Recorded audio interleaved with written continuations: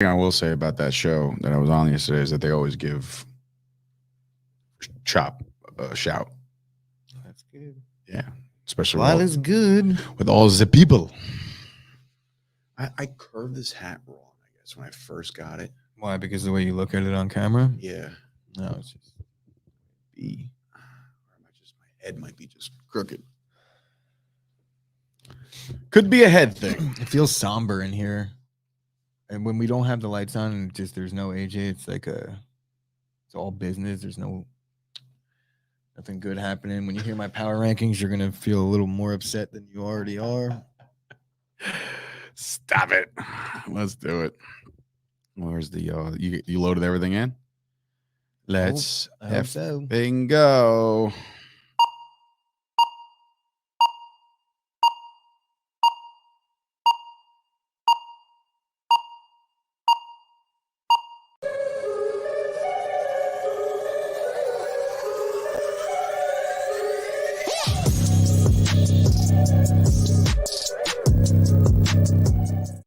What's going on? Welcome to another episode of the Chop Sports Daily, coming to you live from the Flipping Made Easy studio here in beautiful Matawan, New Jersey. Your host, Sturch and Gooch, and no AJ with car trouble. I feel like, you said it right before we started. It's like a somber, like AJ's not here to like light a fire under we had our the ass. big plans today to do the NBA preseason or the preview. We're going to pick our MVPs. I can't do that. But Dave I isn't can't ready. carry that. Dave is not equipped, so we needed AJ, and AJ is experiencing issues. Is my echoing? Yeah, No, you're good. But yeah, AJ's not here with us. He'll be back with us tomorrow, hopefully, if his car's fixed. But yeah, people have issues. That's okay. It's okay. But here it is. We are here on a Tuesday. A Wednesday. Wow. See, he would be there to tell me, Dave, it's Wednesday. But it is have Wednesday. A rundown in front of you. So no rundown. We're just going because I know that there's a lot to talk about. Yesterday, there was, I felt like it was a little bit of a different mood yesterday for me personally. But I think that today, I'm rejuvenated. There's a lot of cool stuff going on. Brand new episodes of All About the Star are out right now. And Chart Choppers, actually, speaking of NBA, Alan decided to do his top 10 MVP candidates this year for the NBA. So go check out Chart Choppers on the Chop Sports Network. Go check out my Dallas Cowboys podcast entitled All About the Star. And of course, all the rest of the podcasts that are on there. I actually got to do a little promo ski for Jimmy Palumbo today. Haven't done that yet, but he's on West Coast time. So I feel like he's home out of now. touch. I think he's home. Oh, is he? Is he home now? But yeah, I got to actually talk to him about something that I just stumbled across as far as a booking for him and myself. So, and unfortunately not you, because the Cowboys don't play the Packers in this charity basketball game. It could be somebody else, but there's so much to talk about. We'll start with last night, because obviously the latest thing to go last night, well, besides the NBA tipping off, we did have the Astros evening the series, just as the doctor ordered. We needed it. That little I just caught myself. Altuve goes yard. Puts one up for the monster. And they even that series again. I feel dirty. I feel dirty rooting for any of these teams. I said yesterday that the Red Sox were a little gritty, and they're feeling themselves and playing good baseball. But last night, if you took the under of the game, you were feeling really good going into the 8th, 9th inning, and then all of a sudden, just kaboom! The Astros absolutely starched the Red Sox. There was a little controversy surrounding the rally that the Astros ended up putting up. I thought it was a strike 3 call. It definitely was. 100% was a strike 3 call, but I'm here for that. I'm definitely here for controversy between these two teams. Are you kidding? But the momentum that you were talking about kind of shifted back towards the Astros, but when there's controversy surrounding it, it almost kind of keeps you in that fight mentality. Not that they wouldn't be, because 2-2, everybody's in the fight here. I'm so glad you brought up that word, momentum. Something that I was on a round table yesterday on the Blogging the Boys podcast network, talking about the Cowboys and talking about all that stuff. Do you believe in momentum? Like momentum being an actual thing?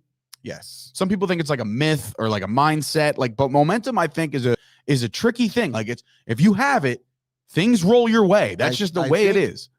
Anybody that understands the way baseball works is that momentum is a huge thing. And in football, I guess it's a little less because you play once a week, right? And it really matters on matchups a little bit more. I think baseball momentum matters a lot because, you could go 0 for 20 in 20 at bats, and then you could go 20 for 20, or you get what I'm saying? Like Yeah. it tends to even out. So when you have the momentum behind you and things are going well, it continues to go well. I completely agree. Anyway, I didn't want to go too far off the beaten path there, but you say momentum. The Red Sox have now lost the momentum. This series is tied 2-2.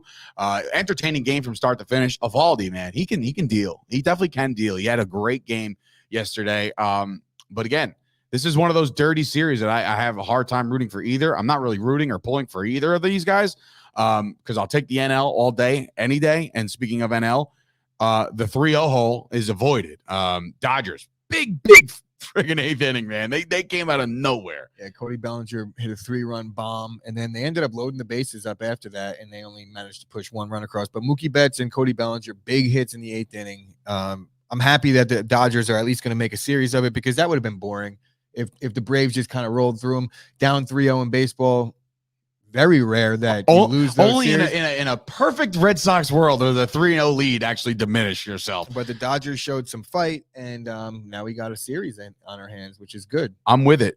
And shout out to as we talk about the AL and NL CSs, right?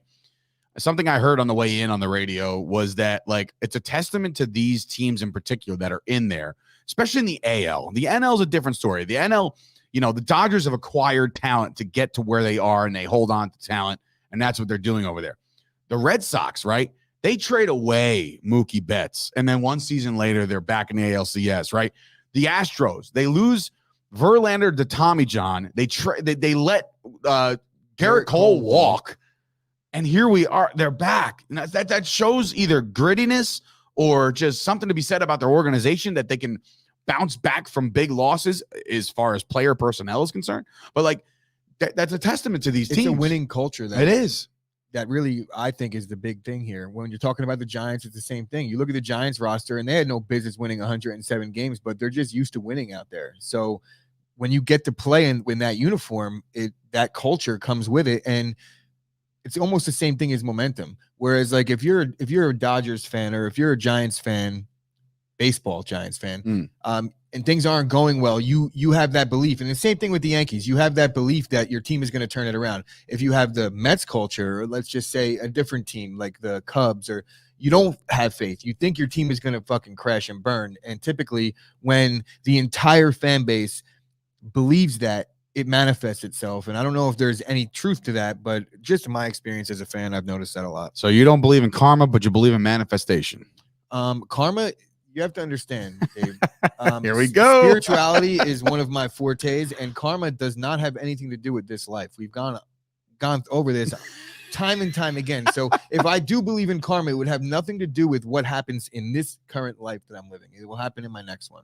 So, but you believe in there being that there's another one? No. Oh, not one bit. Fuck. So I really got to get busy living then, because after this, it's done. And if damn, man, what did I learn in CCD? It doesn't matter if there is or there isn't. You're Right. not going to know. And guess when you won't know either. If you come back as something else, you're not going to be like, hey, my last life, I really enjoyed. But there are certain moments in my life where I'm just like my passion for, I don't know, sports in general, or the Cowboys or whatever. Like I'm so passionate about the Cowboys. I feel like maybe in a past life I was a player on the Dallas Cowboys, or I was, or something, let's think about the reality of this situation now. All right. So when did the Cowboys become an NFL 1960. team? All right. So how many guys that played on the 1960 or later dead? team are dead right now that you could have turned? So we could actually all narrow. Right, so that's a bad example. We can narrow this down. Example. We can narrow this down to like, maybe like a group of 10 players where Dave actually was one of them, right? So I'm going to do some research. I'm going to come up with some graphics for tomorrow's show, all about the star, where Dave reveals his past life, that he was a now dead member of the 1961 expansion Cowboys. I'm proud of that. That's great. That was stupendous. That was probably that's a clippable, shareable type moment, and I love it. I love it. But sorry. So look, once you're dead, you're dead. So get busy living, everybody. In case, just because Gooch has told you guys, going forward, live every day like it's your last. Because guess what? We don't get another shot at this. Sorry, folks. Park's closed. Moose out front should have told you. Yeah. So anyway, the NBA also tipped off. get that movie reference. See, thank you. Finally, somebody gets some era. Yeah. All right. Well, hey, listen, I'm glad we're entertaining the masses right now. There are people out there laughing. So I'm glad we are those people. Speaking of laughing matter. We're talking about the Brooklyn Nets getting trounced by the Milwaukee Bucks last night. Okay. Giannis Antetokounmpo, right, did his thing. All right, did his absolute thing. And I will say this: the Nets might be in trouble now. Not trouble like, hey, season could be over. No, it's not. But like the way the makeup is, without that point guard, without Kyrie Irving, it down the stretch, I don't know if the Nets are built without them. They've kind of built their team around the Nets, those three. Outside of Patty Mills, the Nets bench didn't do a goddamn thing. Correct. I think like 1s and 0s across the board in the box score. Stop calling me. Yeah, so Kyrie, get used to it because he ain't going to come back. He's definitely not going to be. My prediction is that Kyrie never plays another game for the Nets again. They already said they're not going to extend him. So the Nets just going to have to figure it out. I do think, looking at the roster, watching a little bit of that game yesterday, the Nets are going to be in some trouble. Wasn't that a very bold prediction out of both of us last year when the Nets were on their run?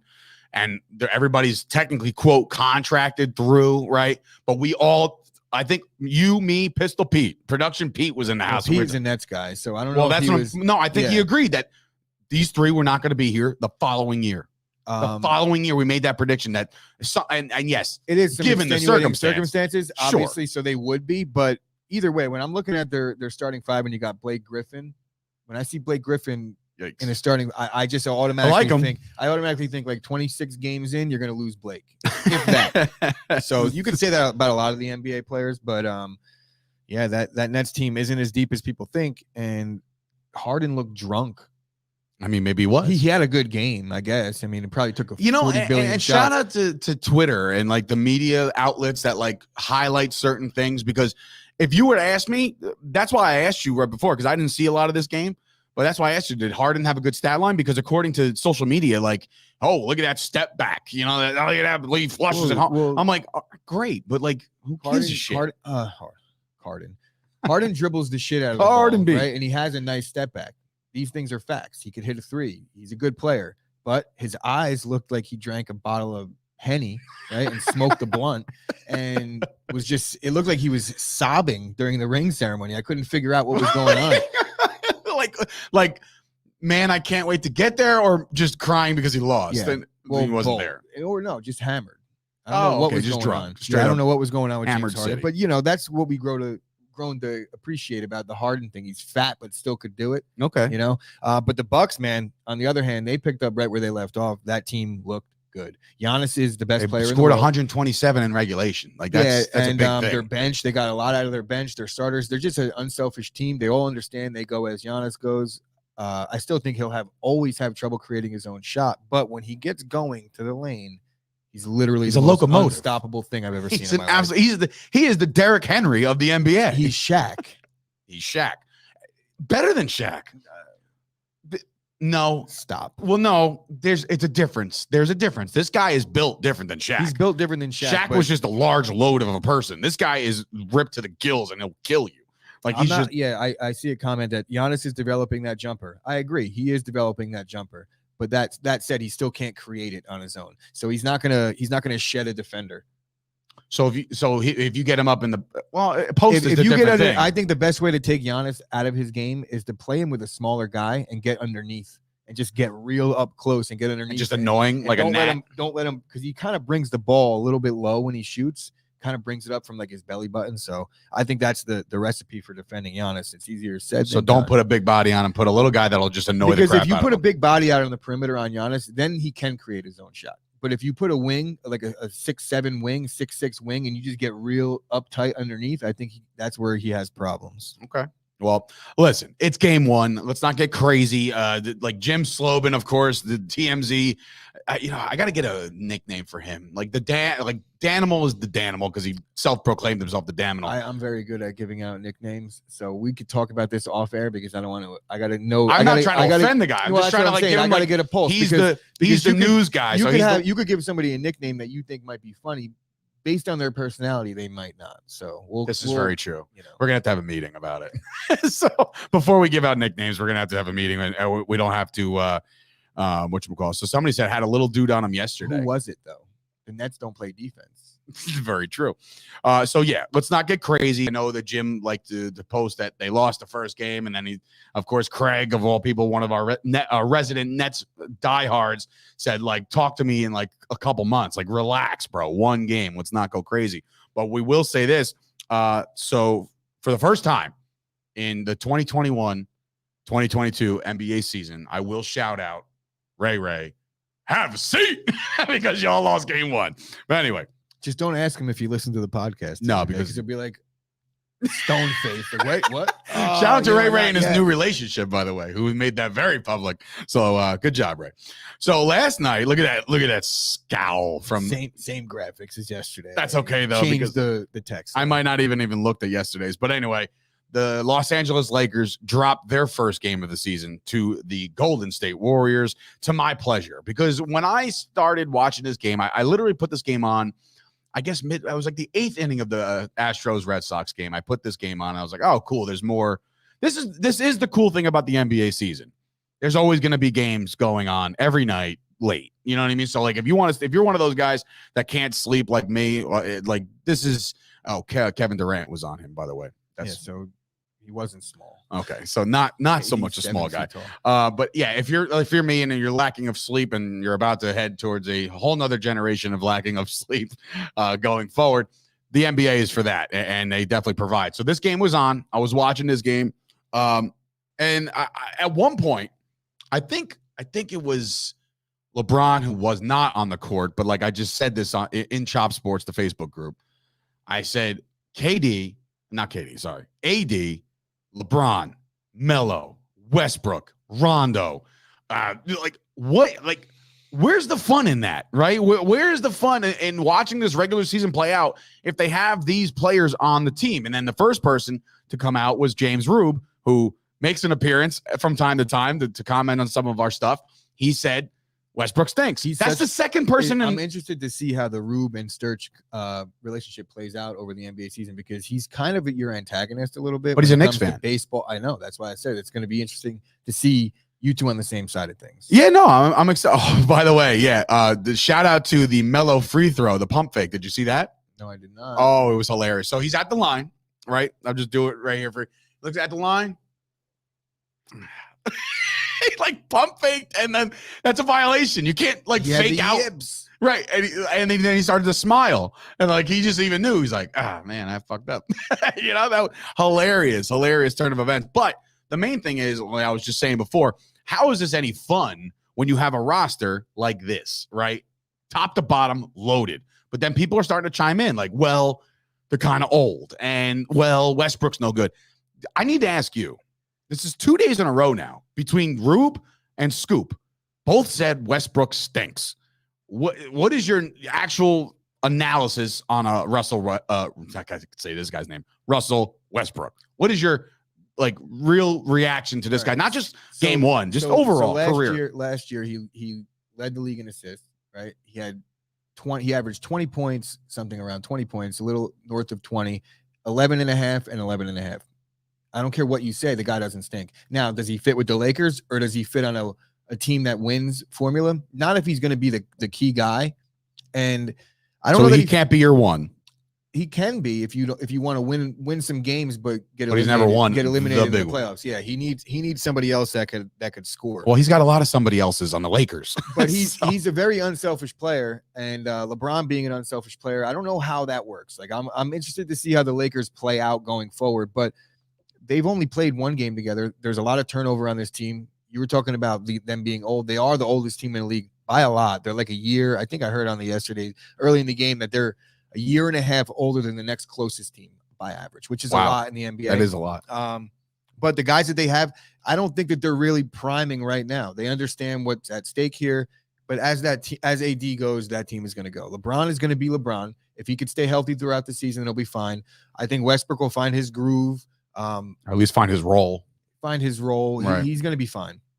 Too good of a player to not be fine. But I do think that the way they things line up with them, Westbrook needs to be more of a shooter, and he's not a shooter. So that hurts, because with LeBron, you need to spread the floor, have him penetrate and kick it out. And that's like the bread and butter with LeBron. You're not going to kick it out to Westbrook, because then he's going to penetrate and then do the same thing. And there's just going to be a lot of passing in the perimeter. Right. Yeah. So do they have a shooter like AD?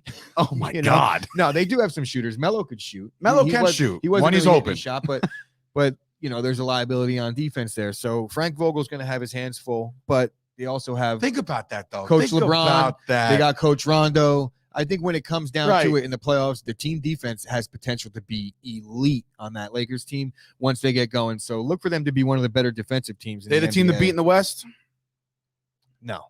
We We can talk about that. What you pull up the next graphic. We'll talk Sure about will. Sure will. Full slate. Also, I just wanted to touch on Steph Curry. Played like shit and still put up a triple-double. And that was his words. I think it was 21, 10, and 10. 20, 10, and 10. But Yeah. he said himself that he played like trash. The Warriors look like they're all right. Wiggins balled out last night. And that's without Clay. Well, I don't know when Clay's going to come back. I don't either. But I the feel like it's Warriors, been 2 years they since looked we've all seen Klay but Thompson. also it's still early, and they played an out of sorts Lakers team. All right. But Well, moving forward. the full slate of the NBA gets going tonight. The New York Knicks are back. I'm a big Knicks guy. I'm a more of a Knicks guy than I am overall NBA guy. I won't go as far as saying, hey, my second favorite team is also on the dock tonight as the Dallas Mavericks take the floor, because that's like Knicks West, considering.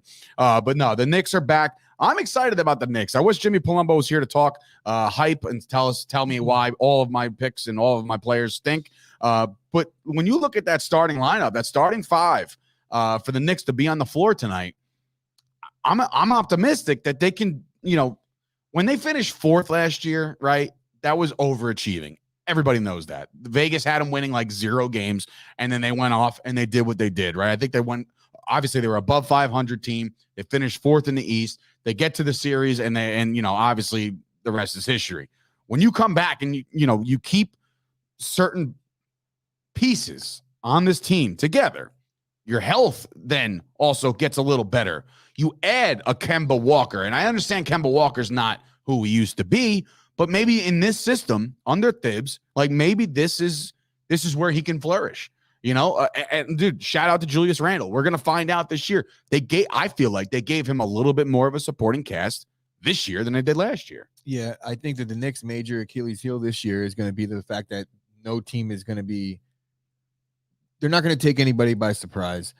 Everybody knows the Knicks are the real deal. But I feel like there's grittiness on this team. But I will say this, because there's grittiness on the team, they have a very good chance to claim the 4 seed again. I don't know that they could go any higher, because I do think Atlanta's going to be improved. Milwaukee, we just talked about. There's, I don't know that the Nets are going to win as many games, but that's going to be interesting to see. You might want to look at what we might run New York again. It's very possible. First of all, we're always going to run New York. The Nets are always going to be little brother, regardless of stature and standings. The Knicks will never, ever, ever, and I'll say this until I'm blue in the face, New York City will never be a Nets town. It won't. It will never be. I don't care how good they get. I don't even care if they win a title. Still, it's a Knicks basketball city. It will always forever be that way. I'm excited about the Knicks' depth this year. Because coming off the bench, obviously you have Rose coming off the bench. We're excited about Rose. He's another year older. That's what I'm saying. Like, their strength is going to be they're going to be a really good regular season team, because Obi Toppin another year in. They're going to get the effort quickly. They're going to get the effort out of everybody on the defensive end, just like they did last year. Mm-hmm. But when they get into the playoffs, the problem that I see with the Knicks is that they're not going to be the only ones playing defense in that game. When you get to the playoffs, everyone plays defense. So I think it gets a little bit harder on Randall, and it's going to have to rely a little bit more on guys like Kemba to create shots. And Kemba, he's too erratic for me. I think the Knicks have a really good shot, though. They're going to win a lot of games this year, but it's just not going to be yet. There is a buzz in New York, and I think that they can maintain a decent stature. They're 1,000% to me, unless it's a completely blown season. They're a playoff team this year, again, from being 4 seed, whether they drop a couple spots, whatever. We'll get there again. It'll be buzzing in New York. Both New York teams will more than likely be in the Eastern Conference playoffs. But we'll talk about that, obviously, as we go. But let's take a break, because, look, here's something we're going to try to do new today. The NFL always comes out, and this is something that I don't believe in particularly, but I guess there's some kind of merit. Who's the best, right? Who the best NFL teams right now, and it's the power rankings. I know power rankings to some don't mean a lot. I never really took them too serious, but it actually gives you a decent gauge of where specific teams stand in, I don't know, the quest for a Super Bowl. You know what I mean? So we're going to give our power rankings. We'll actually go over the NFL.com power rankings first, give our critiques, and then when we come back, we'll do all that. So stay with us. We'll be right back. Hi, I'm John, and I'm one of the founders and CEO of Flipping Made Easy. We created Flipping Made Easy because flipping houses is our passion and profession, and we want to share it with people like you. This work has brought us great success, but trust us, it wasn't always that way. When we first started house flipping, we had to find everything out ourselves. Nobody gave us a helping hand. Because of this, a lot of mistakes were made, and some of them cost us. We wouldn't change our journey now, though. It's what inspired us to create this platform. The process is full of confusion and uncertainty. There's a fair amount of jargon to get to grips with, and if you don't know the legal context, then you could run into serious trouble fast. I want to make sure that Flipping Made Easy is for people like you. This platform makes it easier than ever to be a successful house flipper. So I want to make sure, but we are back here on the Chop Sports Daily. Thank you guys for joining us here on a Wednesday, coming to you live from the Flipping Made Easy studio here in Matawan, New Jersey. All right, so we covered, obviously, the baseball playoffs. We talked a little bit about last night's NBA games. The Knicks are back. We're excited about that, but let's get back to the bread and butter, baby. All right, let's get back to the NFL because we still are full swing. Week 7 coming at you tomorrow. Now, going into Week 7, here is the NFL.com power rankings. Will start from me all the way down to Gooch as far as the order. Okay, so it's left to right. They have the Arizona Cardinals coming in as the best team in the league. Okay, then you got the Buffalo Bills who are coming off a loss. They have the Tampa Bay Buccaneers. The Dallas Cowboys sit at 4th. The Baltimore Ravens are at 5th. The Green Bay Packers 6th. The LA Rams at 7. The other LA team, the Chargers, are at 8. The Kansas City Chiefs at 9, and coming in at number 10, the winners of the Monday Night Football game, the Tennessee Titans. Now, you looked at this, I looked at this, I said, no. Like, Yeah. Right? You asked me the question earlier. I did ask you. I said, do you put any stock in the power rankings? And your response? It depends where they have the Packers from. So if the Packers aren't high enough, you think it's all fugazi and bullshit. I understand. But this is where, let's see. So you're first, is that right? And here is the week going into Week 7 coming up. Next graphic you're about to see on this, I almost said your TV, probably your phone or your computer, is this. There is the top 10 power rankings according to Gooch. Gooch, I say, explain yourself. All right, so the Cardinals, by default, you have to give it to them. Sure. As much as I might not agree with it, in terms of like matchups and teams playing each other, they're 6-0. They beat the shit out of everybody they play. Mhm. So the Cardinals are the clear-cut 1 right now. And 2, Tampa Bay, they haven't shown me anything to take them off of the perch that they were sitting on coming into the season. But the Cardinals are undefeated, so they knocked them out of the 1 spot for me. But the Tampa Bay defending champs, loaded on defense. I think their defense is just scratching the surface. Their secondary is a little wobbled, but you know, Tampa Bay's got Brady and all that going on, so they're gonna be there down the stretch regardless. Now, when we get to 3 through 7, you could literally flip a coin on these. I'll give my reason why I have the Packers where I have them, and it's Aaron Rodgers. Obviously, outside of Week 1, he's been the best quarterback in football. You could make the case for a couple guys, but you look at the actual numbers. Look at him. I mean, he's thrown like 11 incomplete passes and 1 pick, 14 touchdowns. He's involved on not 14. A lot of air yards though. I'm just saying, man. Yeah, I think I think yards is the biggest inflated stat when you talk about Drew Brees. Drew Brees doesn't make my top 10. He's the all-time leading passer. I think efficiency is more important. Brady now, but efficiency is more important. Yeah. You know, third down, sure, accurate passes, red zone, things like that. So, I just think Aaron Rodgers. I'm a Packer fan. I'm obviously not going to go anywhere else with the 3rd spot, and you could understand that. Yeah, now, of course. 4th, the Ravens. They lost Week 1 in a tough game. That was a kind of a shitty deal for them because they had to go open the Raiders' new stadium. They played well enough to win that game. It's just the Raiders made 1 more play than they did. Mm-hmm. They have a couple lucky wins, but good teams managed to win those games with they have the special teams guy, the Tucker kicks a 70-yard field goal or whatever the fuck it was. You could say that's lucky, but I could say they have a really good kicker over there that puts them in a position like, to hey, we got this. Games. Yep. You know, all they got to do is throw the ball one time, not 2 times, like Jimmy would say, and they're good. They're in field goal range. It's funny what 1 week will do. The Bills, I got them at 5th. The Bills going into last week, they beat the piss out of everybody. They were the AFC's version of the Cardinals ×2 because they were doing it over the course of like a 15-game stretch dating back to last year. 10-point leads at halftime for like 15 straight games. The Bills, you know, were rolling for a real long time. But they just got derailed and showed big holes in their run defense. But are they holes or are they created holes? They're created holes by Derrick Henry, who's obviously the best running back in the history of the world, apparently.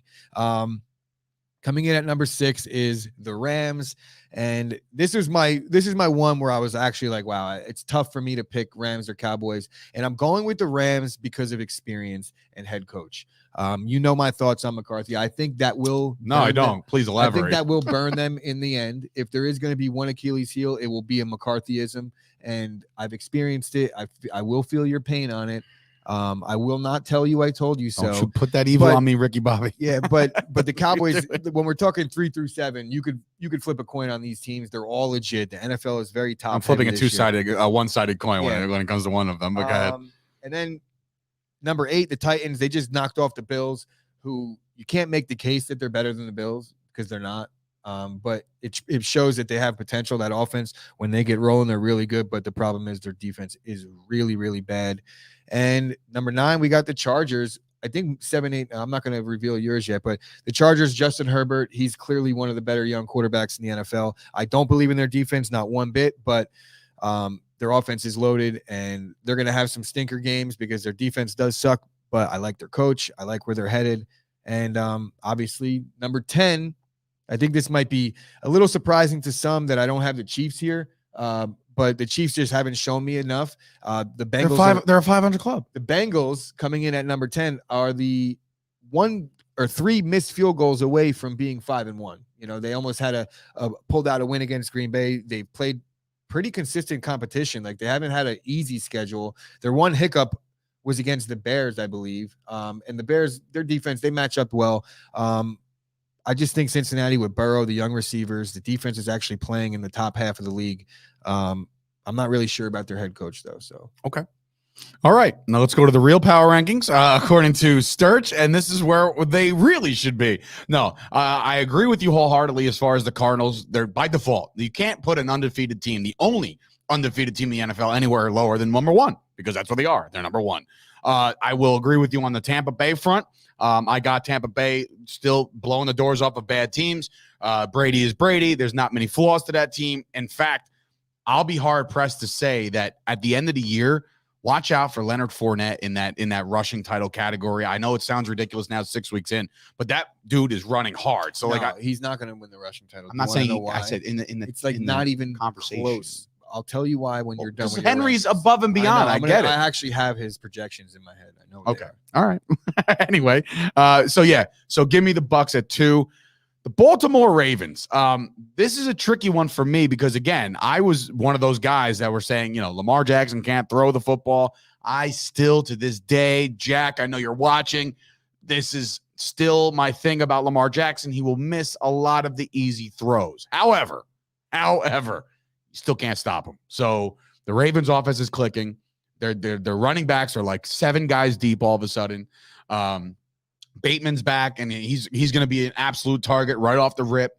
Their defense was very, like, I want to say suspect in the beginning where the Raiders were starting to light them up. And you're like, well, where the hell are the Raiders? Like, the Ravens were just a week removed from a massive injury at that point. They've weathered the storm. They're 5-1. Give me the Ravens to be the 3rd best team in this league. Coming in number 4 is because of the winning streak that they're on. Okay, they've won 5 straight, much like the Ravens, much like the Packers. These guys are rolling, right? But the Cowboys defense has impressed me more than the Packers defense has. And that's why I have them over that. I can't say enough about Aaron Rodgers. I think Rodgers is still pound for pound the best quarterback in football.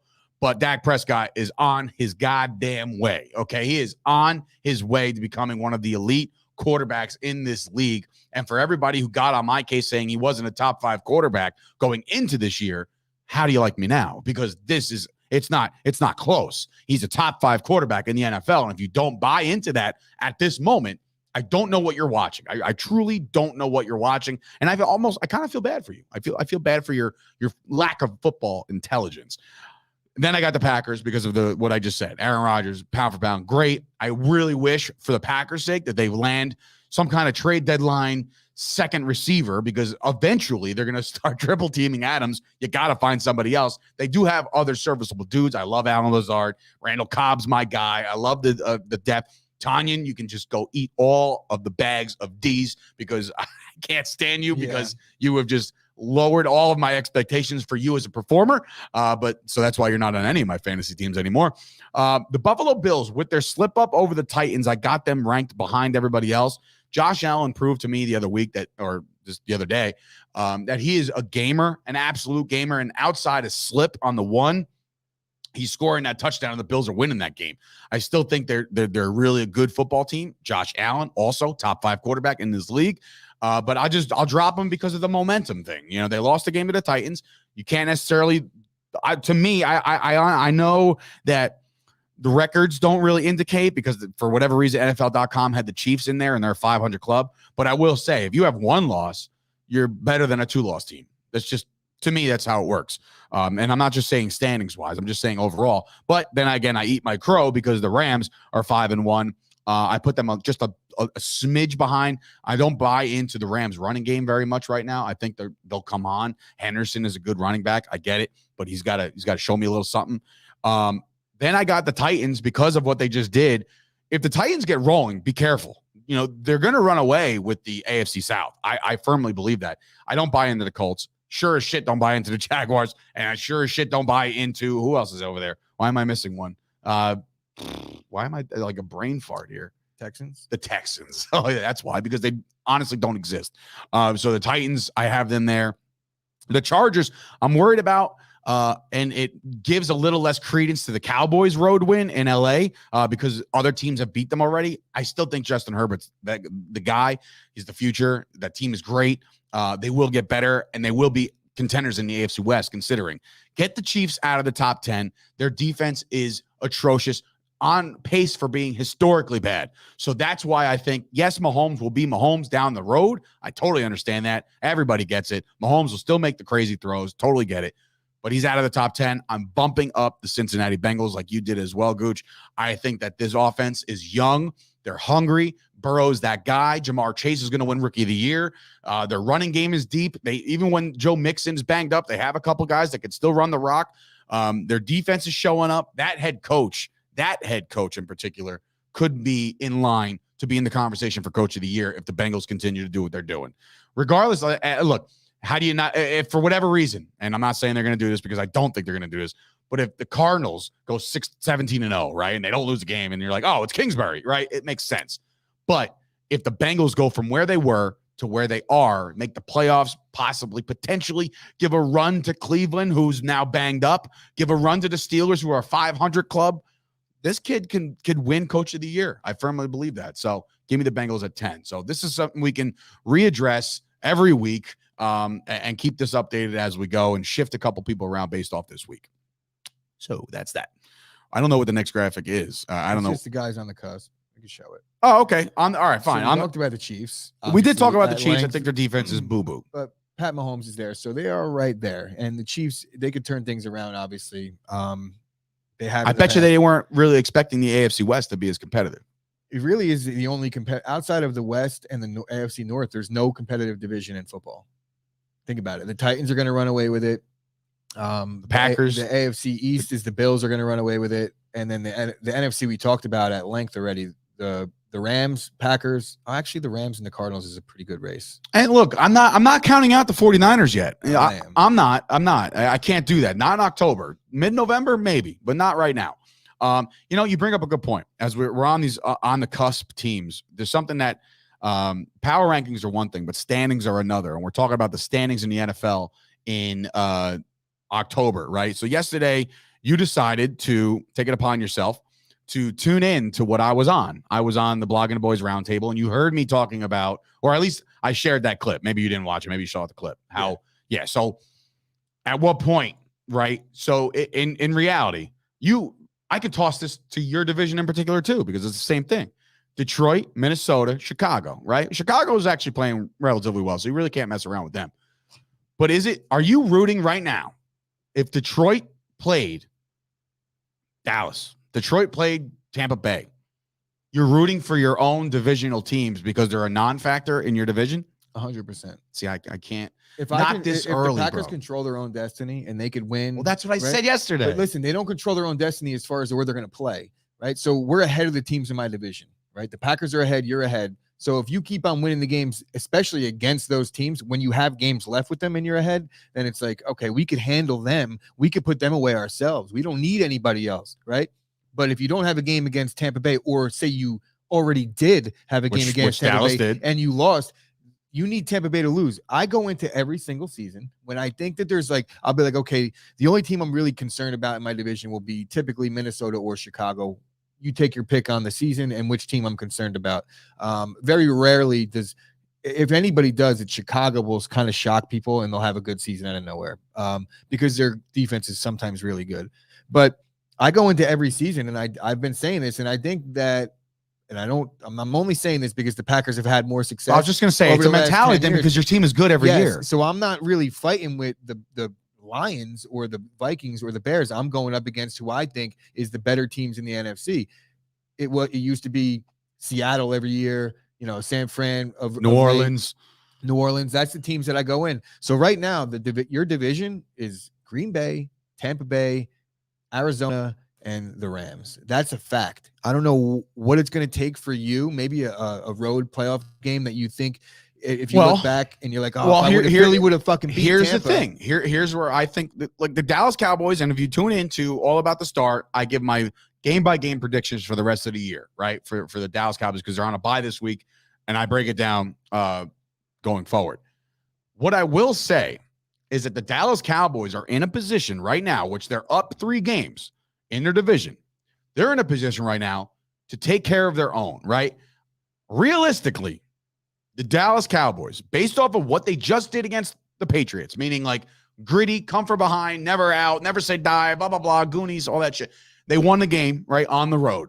So now I think I'm walking around like McGregor. I think we can beat anybody right now. We can. Every time Dak Prescott's on the field, I feel like they can beat anybody. So with that, I got the Cowboys winning anywhere from 13 to 14 games.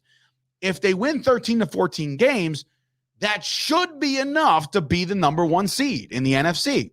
But you pointed out last year there was 3 teams that had 13 wins, right? So there is a discrepancy there. But here's the thing. As long as you don't finish as the 4th worst division, 4 seed, right? Then more than likely, you're going to get 2 home games regardless. The wild card game you're going to host because you won your division. And then the next round, it's reseeded except for the 1, because the 1 seed is going to play the lowest remaining seeding, which only could be the 4. If it goes chalk and you're the 3 seed, you'll get 2 home games. No, you won't. You would play the 2 seed in the second round. Why would no? You would. The number 1 seed plays the worst team remaining. So if everybody advances, the 2 will play the 3 and the 1 will play the 4. Okay. So then the 2 or the 3 get that home game. So if you're the if you're the 2 seed, you're guaranteed. It's not, because they play each other. Correct, but I'm saying if you're the 2 seed, so you get one, or you need the 2 seed to get a second home playoff game. Yes. Unless something else happens. Unless something catastrophic happens, right? So by chalk, yes. So in other words, right? It's very likely that, let's just say the Cowboys win 13 games and the Bucks win 13 games, right? Guess where that game is going to get played? If the Cowboys win 13 games and let's just say the Cardinals win 14, right? Because they're ahead. And where the hell's Green Bay? We're just speaking about, because I'm using this example because the Cowboys already lost to Tampa. Okay. All right. So if you take the 3rd seed, because you and the Bucks have the same record, you're going to play Tampa in round 2. Okay. And ready. We almost won that game already. So I'm not worried about, and listen, as long as the game is not in Green Bay where it's -7, all the rest of the teams in the NFC have all the better contending teams, LA, Arizona, Dallas, Tampa, warm weather. Do me a favor. Not worried about it. You keep rooting for the Packers. I'm not rooting for the Packers. And I'll keep rooting against the Cowboys, right? You know what? actually not. You know what I do? I do it for the sake of the network, and I say that every week when I'm sitting on the couch at my dad's. I'm like, God, man, I need the Packers to win because I need Gooch to be in the right mindset. I have no, like, the only reason why I would ever root for or against a team, it has nothing to do with anything ever besides the fact that I think it's what my team needs for them to be better off down the stretch in the playoff run, and that's exactly what I'm getting at. You will eventually change your tune on this. I am firmly confident in that, because you could say what you want now in week 7, but talk to me when it's round 2 and you're like, fuck, I wish we were fucking had to, like, going to Tampa and you see the point spread and you're like, oh, it's in Tampa, and like that is an advantage whether you think so or not. Of course you could be very confident, and I understand why, but let's be realistic. If you look at the Cowboys and you look at the Patriots on paper, is there any reason why, other than the fact that it was in New England, that should have been a close game? No. Exactly. Case in point. I don't know. I'm not in the mindset or the headspace right now to even lock up the division. See, when you're a Dallas Cowboys fan, these are the hard things, the internal battles that you have every single year of when you think the team is going to be overachieving. In 2016, when the Dak and Zeke were rookies and they started tearing through the league, right? Guess what, Gooch? Guess what? They lost at home to Green Bay. Okay, so case in point, it don't effing matter. The better teams are going to win games. I'm saying, like, we're good on the road. I'm not worried about the Packers. I'm talking about the Cowboys, bro. Yeah, well, the Cowboys are apparently okay on the road too, as they have they've lost only one game on the road so far, and that was this season. In fact, I think in some cases, and this is for my case, I think in certain matchups when we play a team that is a really good defensive team, I'd rather go on the road if it's a dome game or something like that, because Aaron Rodgers plays better in a controlled environment. Sometimes it just evens things out if it's too cold. Aaron Rodgers in the wild. He's better in his environment. But no, home games at Lambeau in the playoffs are everything. Yeah, well, you'll get one. So at least one. So he thinks he's getting 3 home games. 2, because we're you get the bye, right? 1 seed. Okay.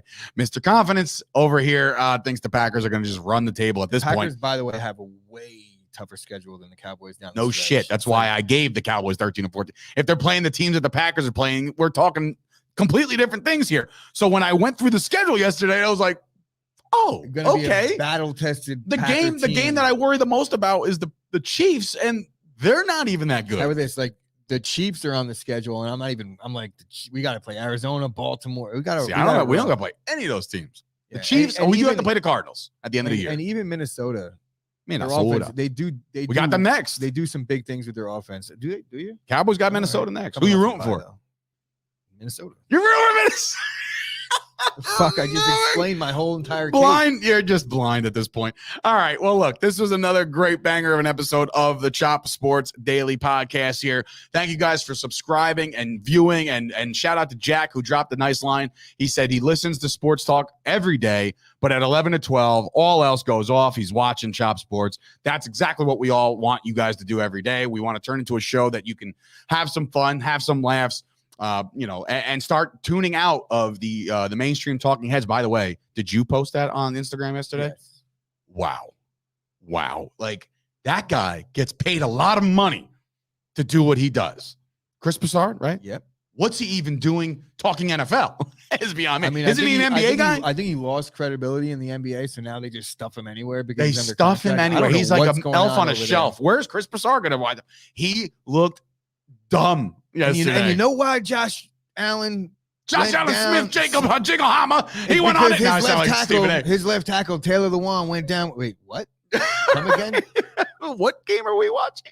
Did he think Josh Allen should have gave it to King Henry? I actually went into InShot and actually doctored that a little bit to try and get my skills up on video memes. And so even the Derek, they should have just handed it to King Henry. Yeah, that was even me. So I didn't just rip that. From wow! I took the video. That was nice. a little project I did. All right, I like it. Follow us on Instagram at Chop Sports Media for all those tidbits and all those fun laughs. But yeah, man, I was like, this is why. And I'm not saying, look, me and Gooch, we know our shit, but like, I'm not saying we're the best, but I'm kind of saying we're better than some of those other guys. Here's what happens. I really do believe that. Here's what happens with me. I'm in this constant like state of not wanting to be too hard on people that I see fucking up talking, because I talk every day and I hear myself sometimes and I'm like, oh my God, that was so cringe. But I'm not What, on like ESPN. voice or content Just wise? either way, bro. I'm a little weird when it comes to listening to myself. So Right. I try and give like the benefit of the doubt, but when I'm thinking about it, I'm like, this is ESPN. This guy said this like with great confidence. Yeah. He had no business saying that. He should just be like, dude, I don't know what the fuck. He needs to come out today and say he won't. The most disrespectful thing that he did was he was like, and they got their backup. Whoever Dawkins is, like, no, he's a starter. Whoever only one of the better tackles in football right now, who is now currently a backup on Buffalo. That dude, I think he's jumbled so much shit. Too. Huh? Rowe? Yeah. I wrestled with his brother. His brother's the Jaguar. Straight up. That was his name, the Jaguar. I don't know where he is now. I think he moved to Hawaii, actually. Well, his brother is either a Titan or a Bill. I can't really tell because I just heard Chris Broussard. I'm not sure which team was on offense or defense. I'm very confused why he was confused on who was even playing. What did he even call Josh? Oh, I can't even keep going into this. But anyway, yeah, shout out Chris Broussard. You're getting paid the big bucks to do what you do. But thank you guys for supporting this small business in Chop Sports and listening to us every single day. Downloads are up. Tell your friends, share the stream. Go on our YouTube, catch up on old shows. There's a lot of cool content coming your way very, very soon. Go subscribe to the network. Make sure you support all those guys as well. Everybody's putting in the work around here. So again, congratulations to all the recent success of everybody on the network. And we'll be back tomorrow with we're back week 7. It is the NFL. We're talking about Baker Mayfield being ruled out with his shoulder thing. We got a sighting of Case Keenum for his 47th NFL team. So I think he's starting tomorrow. We'll talk about that. We'll also set your NFL fantasy lineups, which, by the way, I failed miserably on the waiver wire this week.